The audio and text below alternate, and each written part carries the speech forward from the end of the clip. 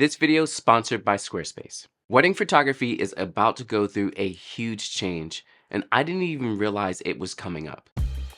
So I was at a networking event a couple of weeks ago with other wedding vendors. So not just photographers, we're talking venue owners, cake makers, planners, and one subject that came up that I didn't even stop to think about, but Gen Z is about to be the generation that is getting married. I've been doing weddings for 11 years now, and between that time, I've been mainly dealing with millennials, which I myself am one. Millennials span the birth years of 1981 to 1996. So we're just now seeing the youngest millennials get up to marrying age, which is generally around 30 or so. Because of this, everything we know about wedding photography is going to be changing, with Gen Z now getting up close to that 30-year age. In the next 5 years, a lot of things are going to change about how our couples are going to be approaching weddings. And honestly, I don't even know if I'm ready for it. That's a big age gap, and now that I'm an elder millennial, I'm just not in touch with anything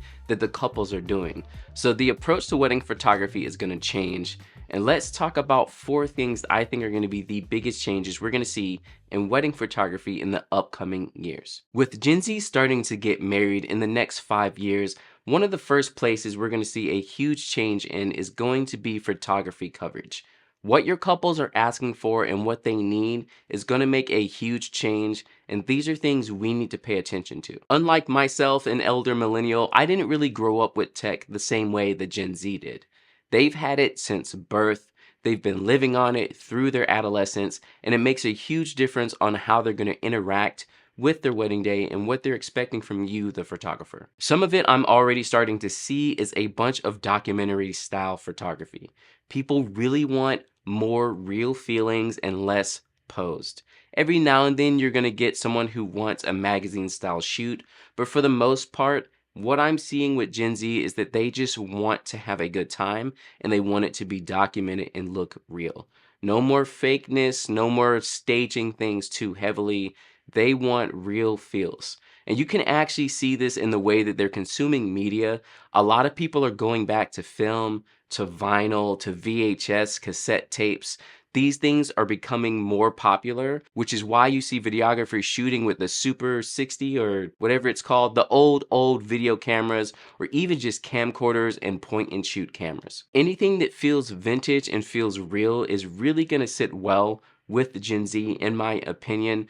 This is why, again, we should be learning film, we should be doing film-esque editing styles, and being open to using things like old 90s camcorders. As someone who is a millennial like myself, we lived through that stuff. So if Gen Z starts asking for it, we should be the first ones to be able to provide it the way that they want, because we know exactly what they're talking about.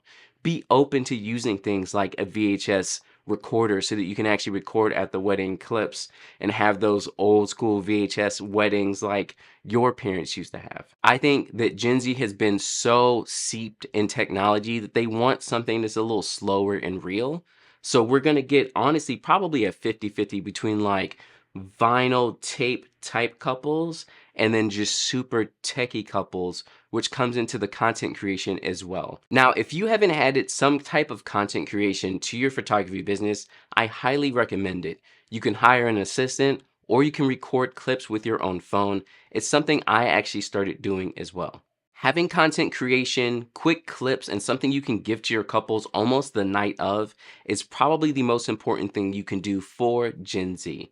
They want to see it, they want to feel it, and they need it to be more instant because they grew up in a world that was very instant. Gone are the days of taking time to edit your photos and deliver them in 4 to 8 weeks. The quicker you can get photos back, the better. Now, I do still think it's important to take your time with your photos, but having something that you can actually give your couples up front and quickly is going to be a huge game changer in your business. One thing that I'm starting to do personally is I bought an Instax mini printer, and from it I can print photos that I've taken from the wedding day. I can either use the Fujifilm X-Half and have a very film-esque feel to my photos and print those right off, or what I do is transfer a photo from my cameras and then print it from my phone. This is something I can do extremely quickly and easily, and I can leave this for my couples on the day of a nice photo that looks great because it's Fujifilm, it's coming out looking amazing, and then they have something to leave with. Again, anything you can do that's going to be quick and fast is going to make a huge difference. You can see my offering for content creation on my website, which I actually made with this video sponsor, Squarespace. Squarespace is the easiest way to build a website for your business so that you can show off your work and also some of your video content. With Squarespace, you don't have to have any design knowledge. They have great, beautiful templates and page templates that can help you easily create your website and make different pages on your site that are going to be attractive for your potential couples. Like I said again, on my pricing page, I added a section for my video content creation, and I have a video clip right there so my couples can see a little bit of what they'll be getting. On top of how easy it is to create different pages for your website, you also have great features like analytics, commerce for selling physical or digital products, member pages so you can share more dedicated content for your viewers, and so much more. I highly recommend Squarespace for your website. I've been using them for over 10 years now, and if you want to try it out for yourself, definitely make sure to check out the link in the description below for 10% off of your first domain or website. Now, one big change I feel like we're going to see with the Gen Z coming into marrying age is less involvement with the parents.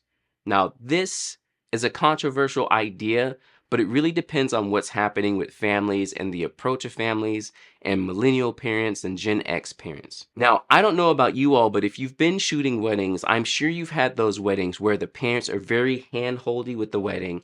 They have a lot of expectations. They're the ones who paid, and they're going to get what they want. Now, personally, I don't see that happening as much because Gen X and millennials parent very different than the boomers do.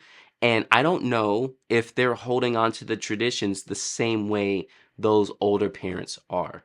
Let me know in the comments below what you think. Personally, families are very different nowadays than they were back in the day. So between that and the parenting styles being different, and also Gen Z being so much more focused on experiences and doing what they want, honestly, I feel like we're going to see a lot more elopement style weddings, smaller weddings, not a whole bunch of guests unless it's very close friends, and less parent involvement. The parents may not be paying at all because, again, look at our economy nowadays. Like, millennials, for the most part, don't have a lot saved. So you're not going to see as much as like the parents coming through with like the majority of the wedding paid for them, and then they're the ones that you're speaking with. I don't see that happening. Traditions are going to be all different. The family makeup is going to be different. We have many more blended families nowadays than we did, 15, 20 years ago. So having family shot lists is going to be extremely important. And yeah, I just don't think parents are going to be as involved as they were in the past. And the shift on everything being about experiences more than tradition is really going to be the biggest changer, I think, overall, even aside from parents not being so heavy-handed on the wedding. I don't know about you all, but I'm starting to see a lot more short ceremonies. We're talking 10, 15 minutes. A quick little saying, a little bit of vows, and that's it. Let's go party. No more are the 1 hour ceremonies, 30, 40-minute ceremonies. That stuff is few and far between. Our couples want to get out there and have a good time, and their families want to do the same thing with them. Also, Gen Z overall is more conscious of people's feelings, the environment, and how what they do affects things around them.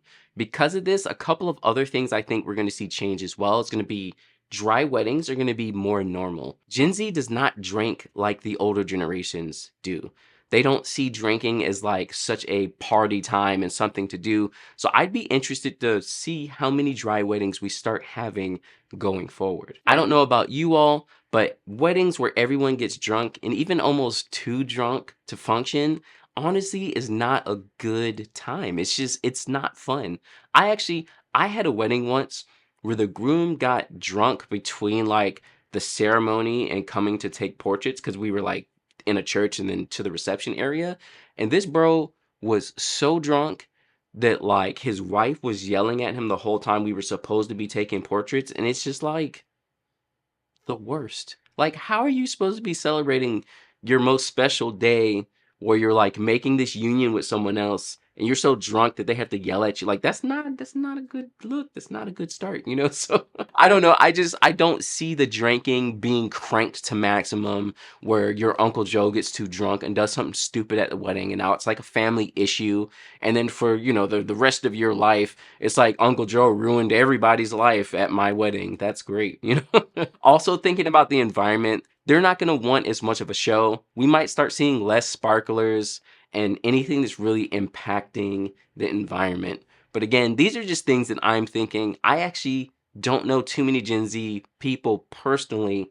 So this is what I'm seeing off of the stats and just thinking about what's going to be happening with weddings. And since I brought up sparkler exits, that's actually one of the last things I think we're going to really see change in the wedding industry is a bunch of the typical traditions of weddings are going to be changing very heavily. We're talking about things like the bouquet toss, the garter toss, the sparkler exit, maybe even cake cut.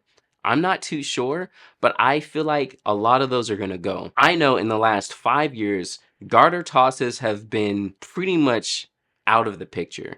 You really don't see a traditional garter toss too often. And again, it's because they're super cringe.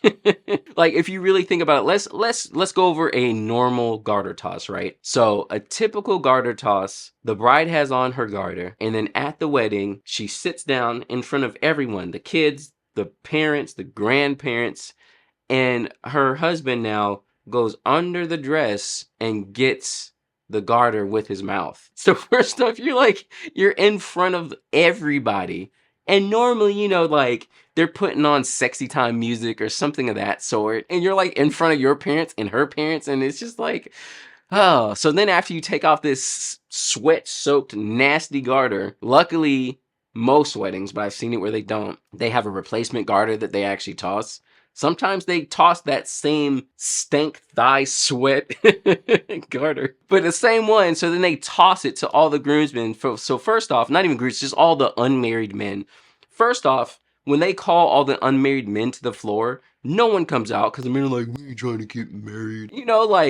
And then, so nobody comes out. They toss this stank thing, and then you grab it, and you're like, yeah, I guess I'm getting married next. And then traditionally what happens is whatever woman grabbed the bouquet and whenever man gets the garter, they make him put the garter on her. This is like the traditional way they used to do it, probably back in the 80s. They do not do that anymore. If there even is a garter toss, it's usually very PG. They just take the garter off and toss it and they catch it. If I've done maybe 2 in the last 5 to 6 years, let me know how many you all have done and if you think they're super cringe. But yeah, a lot of those traditions, people they don't want to do it no more. They're like tired of staging all these things to do, and they just want to get married, celebrate with their friends and family, and have a good time the way that they feel like doing it. Not like, oh, a wedding, you have to do this and you have to do that and you have to, like, there's too much have to for everything that everyone's kind of done with it. And I think millennials were kind of the first generation to start pushing back on like that. I don't need to do your traditions. So because we were the first ones really to start pushing back on it, Gen Z is definitely not going to have it. So prepare yourself. In the next 5 years, the majority of Gen Z is going to start hitting their 30s. And again, average, I think people are getting married average like 28 to 32. That's about the typical age. So we're phasing out millennials now. All the songs at the receptions are finally going to change. We're not going to be doing the cha-cha slide no more.